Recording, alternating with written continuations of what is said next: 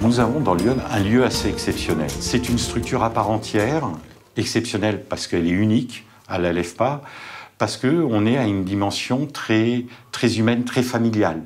Le principe, c'est déjà 9 places maximum, avec un couple d'hôtes qui peuvent représenter les parents.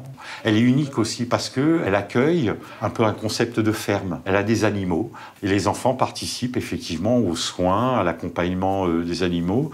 Donc c'est vraiment très à part. Peggy! L'histoire de ce cochon, il est un peu particulier. On avait un jeune qui était ici, qui est parti, qui était féru de manga. Et il a un de ces mangas où il y avait un cochon dedans et tout ça. Et le jeune avait beaucoup de problèmes d'adaptabilité au milieu scolaire. Et un jour, dans la colère, il me dit bah, « T'as qu'à m'acheter un cochon si tu veux que j'aille à l'école. » On a été acheter un cochon en fait. Et le jeune en question, tous les soirs en rentrant de l'école, il venait rester ses devoirs à son cochon, quoi. Et arrivé à un moment, il avait plus besoin de Peggy et il a fait. On est passé d'un objet transitionnel, quoi. Peggy était son objet transitionnel à elle, comme on peut avoir un doudou.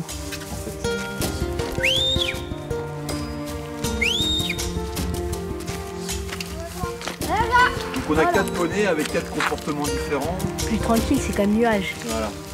La plus speed, c'est Daisy, elle qui est à moitié marron blanche. Puis après, les autres, ils sont. Bon, après, ça va, les autres, ils sont pas trop speed. Alors là, j'allais un petit peu vite, c'est la plus vite des poneys.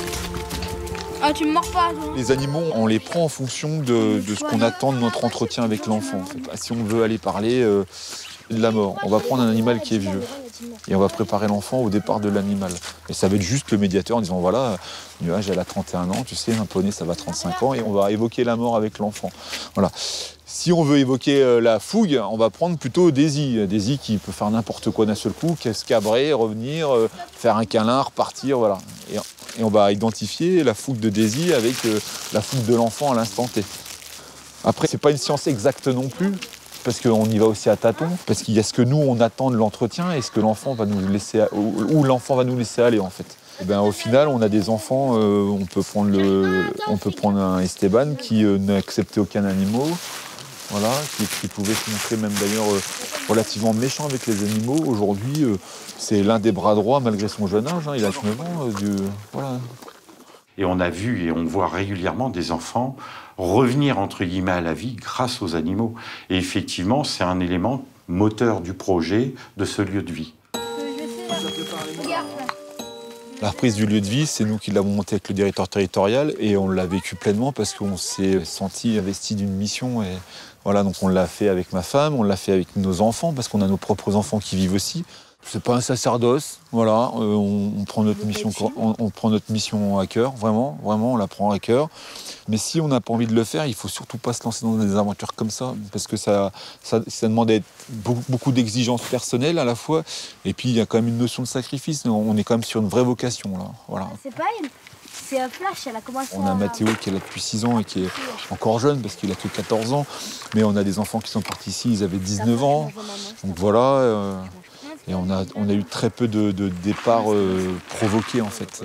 Bah avant j'étais dans une famille d'accueil et puis ça se passait pas trop bien. Et du coup bah je devais partir et tout parce qu'ils avaient décidé le conseil général. Et du coup bah Laurent et Alexandra ils m'ont ouvert les portes. Et du coup c'est pour ça que je suis là. Puis il y a eu des fois où j'ai voulu partir mais après j'ai réfléchi et tout et finalement. Allez vas-y, on enlève les parasites. Des fois, quand on fait les animaux, bah, des fois, je m'écarte un peu du groupe et puis des fois, je vais vers eux. Enfin, je les caresse ou voilà. Enfin, je leur raconte des fois bah, un peu ma vie et puis voilà. Par exemple, quand on n'a pas envie de dire quelque chose à, je sais pas, un camarade ou même à un adulte, on peut leur en parler. Bon, on sait qu'ils vont pas nous répondre. Mais au moins, ça soulage. C'est un peu comme un psy, mais sauf que c'est des animaux. Hein ?